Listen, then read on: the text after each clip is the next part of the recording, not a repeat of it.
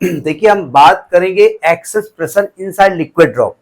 हम liquid drop की भी बात करेंगे, एयर बबल की भी बात करेंगे, एयर बबल की भी बात करेंगे और सोप बबल की बात एक ही साथ कर लेंगे, ठीक है। क्योंकि हमें आपको नीट के हिसाब से पढ़ाना है, इसलिए हमको अलग से तीनों को समझाने की जरूरत नहीं है।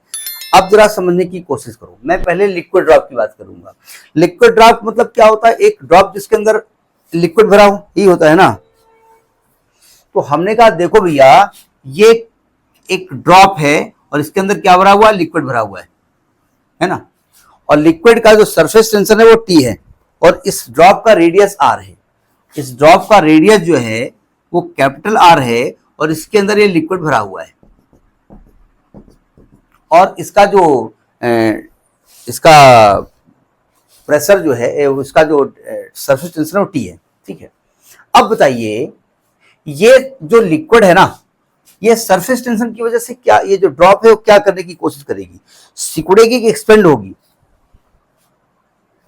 भाई सरफेस टेंशन की वजह से ये जो ड्रॉप होगी ये सिकुड़ जाएगी या बढ़ जाएगी? सिकुड़ जाएगी ना। सरफेस टेंशन क्या करता है? सरफेस टेंशन अपना एरिया बढ़ाने की कोशिश करता है, कम करने की कोशिश करता है? कम करने की कोशिश करता है ना। तो ये सिकुड़ने की कोशिश करेगा ना, तो क्या मैं कह सकता हूं कि इसके अंदर की ओर फोर्स एक्ट करेगा? हमने इसके पहले समझाया भी आपको है कि जो कर्व सरफेस होता है उसका जिधर सेंटर होता है उधर की ओर फोर्स एक्ट करता है, ठीक है। इसका मतलब अंदर फोर्स ज्यादा काम कर रहा है, सही कह रहा हूं ना मैं। और अंदर फोर्स ज्यादा होगा तो आप जानते हैं फोर्स अपॉन एरिया जो है प्रेशर होता है, तो मैं कह सकता हूं कि अंदर प्रेशर भी ज्यादा होगा, नहीं हो जाएगा? तो अगर बाहर प्रेशर P है तो अंदर चूंकि फोर्स ज्यादा है तो अंदर प्रेशर P प्लस कुछ एक्सेस प्रेशर होगा, सही कह रहा हूं मैं। अब ये एक्सेस प्रेशर क्या करेगा? इसको धक्का मारेगा ना, इस बबल को नहीं धक्का मारेगा। तो धक्का मारेगा तो ये थोड़ा सा ये बढ़ जाएगा, इसका रेडियस बढ़ जाएगा, सिंपल सी बात है। तो रेडियस हमने मान लिया डेल्टा आर बढ़ गया, ठीक है। तो जब इस किसने धक्का मारा है भाई? इस एक्सेस प्रेशर ने धक्का मारा है, ध्यान रखिएगा, ठीक है। तो जब इसने धक्का मार के इसका रेडियस बढ़ाया है तो क्या इस एक्सेस प्रेशर ने वर्क किया नहीं है क्या? यानी work done by excess pressure होगा, work done by excess pressure, सही कह रहा हूं ना मैं। W बराबर वर्क का फॉर्मूला क्या होता है? Force into displacement. तो फोर्स इंटू डिस्प्लेसमेंट, फोर्स हो गया कितना? Pressure into area. तो प्रेशर हो गया कौन सा प्रेशर? एक्सेस प्रेशर, जिसने धक्का मारा है।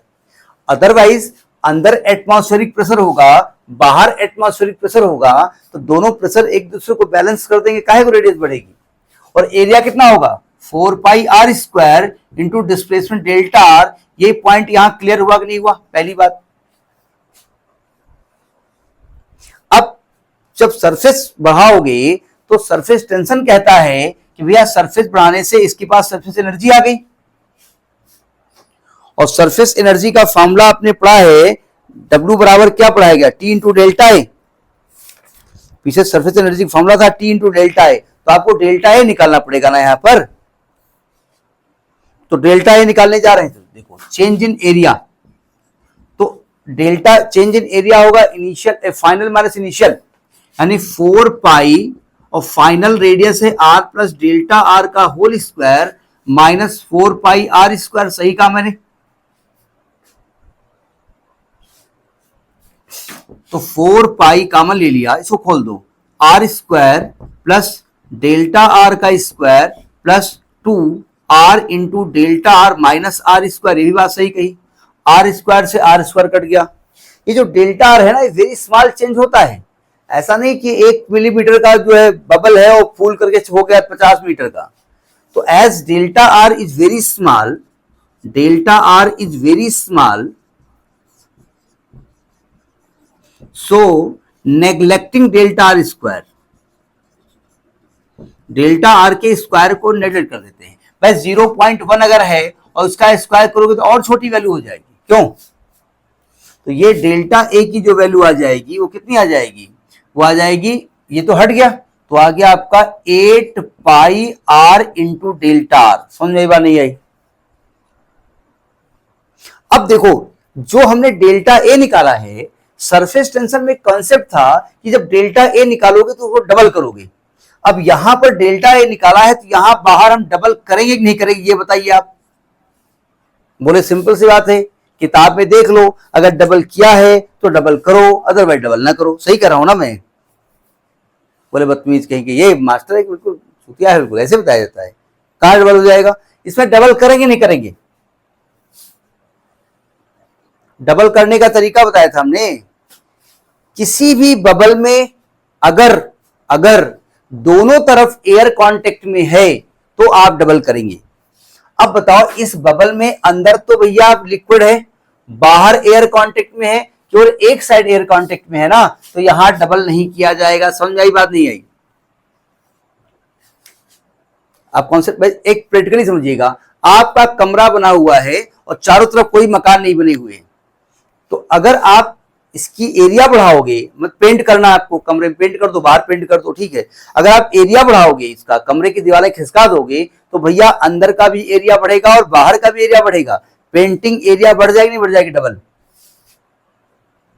लेकिन आपके चारों तरफ मकान बने हुए, आप कमरे का एरिया कैसे बढ़ाओगे? आपने खिसका दिया दीवारें, सामने बगल वाले का कमरा सकरा हो जाएगा, उससे मतलब नहीं है। तो अब आपका पेंटिंग एरिया केवल अंदर कमरे का बढ़ा है ना, चारों तरफ तो मकान बने हुए थे, क्यों? तो जहां पर दोनों सरफेस में एयर कांटेक्ट होगा वहां डबल करेंगे। तो डेल्टा समझ में आ गया? तो आप जानते हैं कि इंक्रीज इन सरफेस एनर्जी जो होता है वो होता है W into T into delta A. Increase in surface energy, increase in surface energy हम ई मान लेते हैं, तो टी इंटू डेल्टा ए, तो टी इंटू और डेल्टा निकाला है आपने 8 pi r into delta are, और चूंकि जानते हैं एनर्जी ही वर्क होगी, तो ये जो इंक्रीज इन एनर्जी है ना, ये वर्क के बराबर हो जाएगा। तो यानी कि small p into 4 pi are square into delta are is equal to T into 8 pi r into delta r. तो स्मॉल पी निकाल लो, तो 8 pi T r into delta r upon 4 pi are square delta r. काटो पीटो, एक are से एक are cut गया, पाई से पाई कट गया, डेल्टा आर कट गया, 4 2 जा 8 हो गया, 2t अपान आर हो गया। समझ में बात नहीं आई?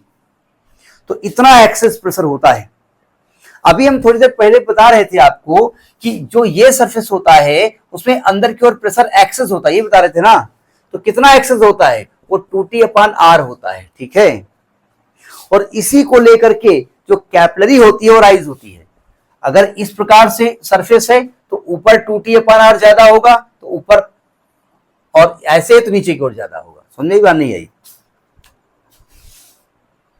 तो ये 2t अपान आर हो गया, नोट कर लिया ना।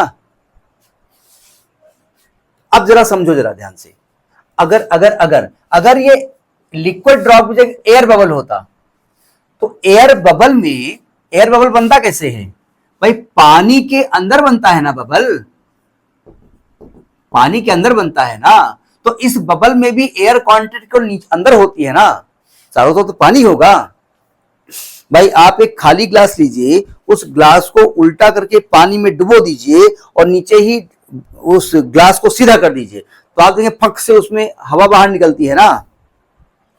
तो जब हवा बाहर निकलती है, पानी के अंदर उस एयर बबल को देखो, तो एयर की बबल होगी और चारों तरफ लिक्विड होगा ना।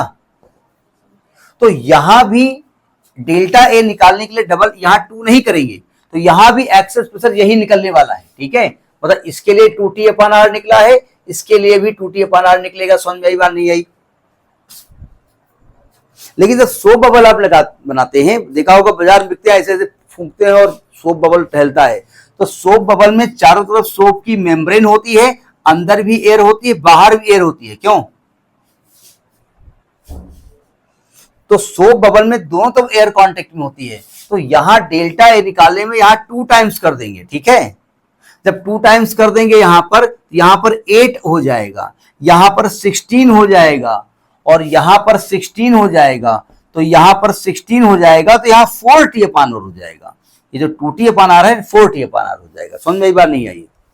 तो इसका अगर कोई न्यूमेरिकल आता है और आपको डेल्टा ए बढ़ाना है, तो ये समझ लीजिएगा कि अगर उस बॉडी के दोनों तरफ एयर कांटेक्ट में है तो डबल करेंगे एयर को, सॉरी एरिया को, अगर एरिया बढ़ाते हैं, अदरवाइज नहीं करेंगे। समझ में बात आ गई?